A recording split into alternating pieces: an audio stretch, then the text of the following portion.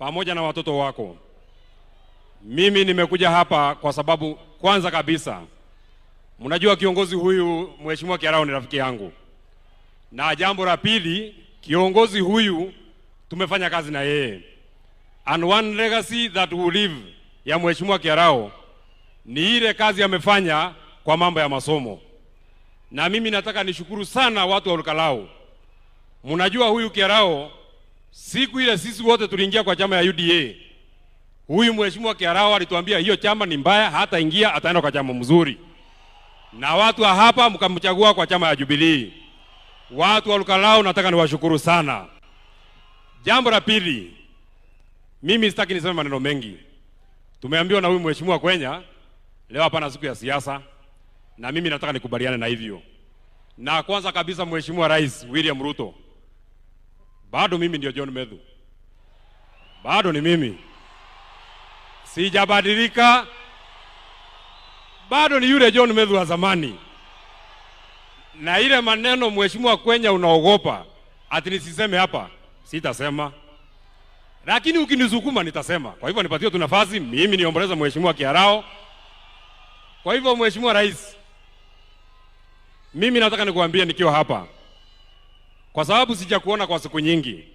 Kwanza nikuambie, mimi kama John Medhu, an adult of sound mind, senator wa kaunti ya Nyandarua, mimi ninakuheshimu sana.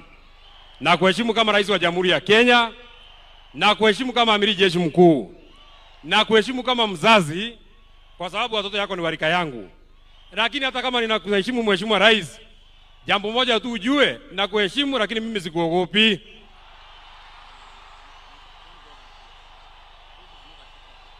Na nimekubali. Sawa. Nimekubali sana. It is important kusema mimi hata unipige, hata univuruge, hata ufanya nini Mheshimiwa Kwenya. Kwani senator wa hapa ni nani? Hata yeye Mheshimiwa.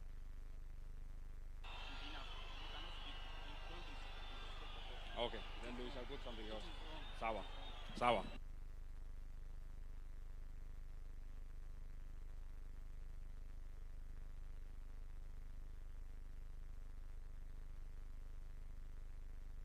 Sawa.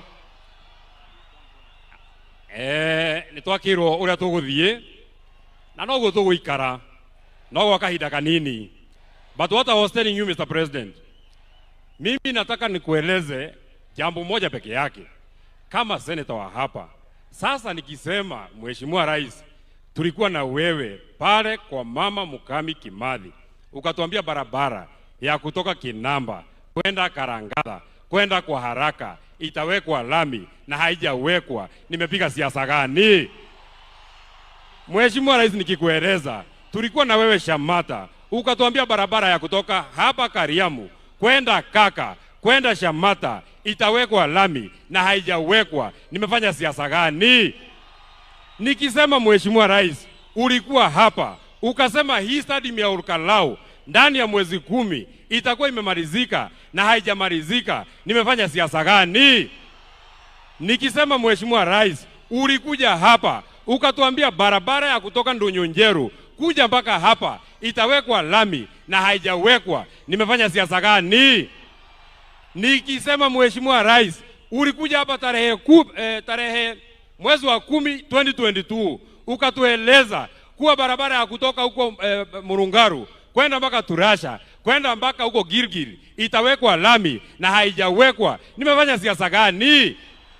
Unajua Mheshimiwa Rais, marafiki yako ni wale watu wanakuambia ukweli, na sisi kama viongozi ni watu ya kukuambia vile inaendelea hapa kwa ground.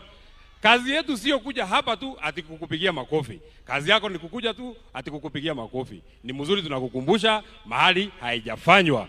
Kwa hivyo mimi sitaki niseme kuzidi hapo. Mimi nataka niwashukuru sana watu wa Olkalau. Nataka niwashukuru sana watu ya area hii. Na jambo ya mwisho ningetaka niseme, just one last thing that I want to say. Wakati tunawaka Mheshimiwa Kiarao, kiongozi yangu, party leader yangu Mheshimiwa Rigathi Gachagua, nataka nikuambie ukiwa hapa Olkalau ujisikie uko nyumbani. Nataka nikuambie ukiwa hapa nyumbani Olkalau ujisikie uko nyumbani. Nataka nikueleze ukiwa hapa Olkalau usiwe na wasiwasi. nataka nikueleze, uliimpichwa huko Nairobi, lakini kwa roho za watu hawa bado wewe ndio kiongozi yao. Na ninamalizia kwa kusema, kwa sababu viongozi wako hapa wengi sana, Mheshimiwa Kwenya, kwa sababu viongozi wako wengi sana, na mimi sitaki niseme kuzidi hapo, kiongozi wa wengi, kwa sababu uko hapa,